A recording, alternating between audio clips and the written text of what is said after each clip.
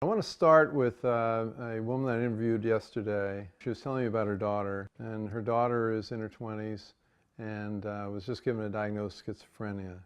And her daughter was told that she should mourn her old self, that she would never be that self again, and that she should learn to live with her illness. And I got so furious when I heard that, and because hope is so central to recovery. And that was the story, all throughout, that, every time I was put on a new drug and I had some kind of adverse reaction to the drug, it was like, oh, her condition is worsening.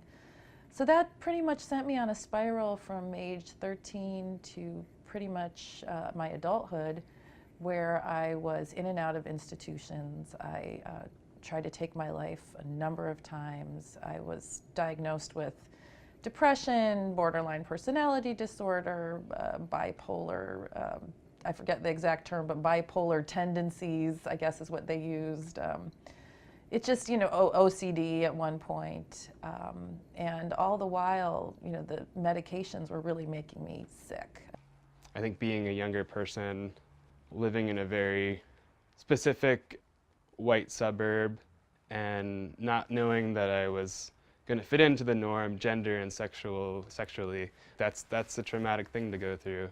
And that really wasn't really weighed so much in terms of therapists and psychiatrists.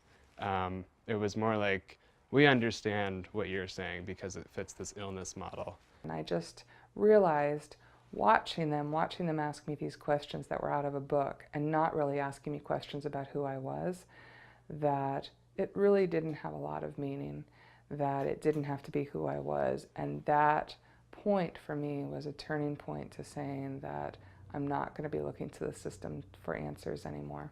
A lot of these altered states are growing up.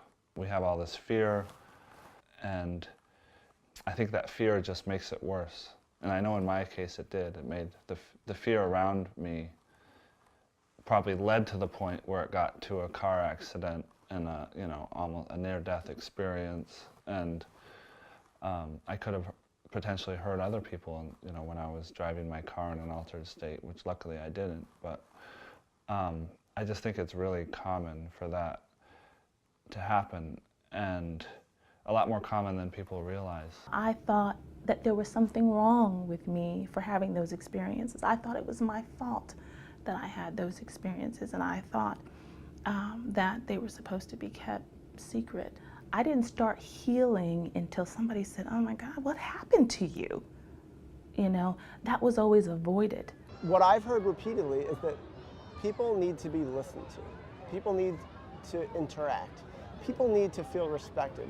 People need to feel cared about. People need safe places to go. They need to feel that they're valued. And so if we're going to talk about psychiatric diagnosis, I personally never figured out how psychiatric diagnosis fits into that. There is a necessity for dealing with outliers, outsiders, people who are different, who don't go along with the social program that they have been indoctrinated into. I was not going along with that program, and I was perceived as someone who was in fact a troublemaker, and they didn't want to see me that way. They wanted to see me as a backward individual who had some kind of brain disease that I was suffering from, and their treatments by damaging the brain were going to correct the problem. Well, they didn't correct the problem at all, and there was no problem to begin with. There was just a person who was striking out on his own on a different course, and that's the way society dealt with people then, and still deals with people. And it's a totally subjective thing, this idea of madness and mental illness. There's no scientific basis for it whatever. I could cry right now. I was told for so much of my life that my brain was broken and it was incurable. Imagine being told that at 16 and 17 and 18. I felt like a pariah. I felt like I would never be normal. I was told I would never recover. I would never have a life in the community. It was devastating. It was devastating to me. And obviously you can see I still have very strong feelings about it. I mean, so many people continue to be told this, and we have to stop it. We have to stop it. We have to give people hope. And the American public has been lied to, and we have to stop it.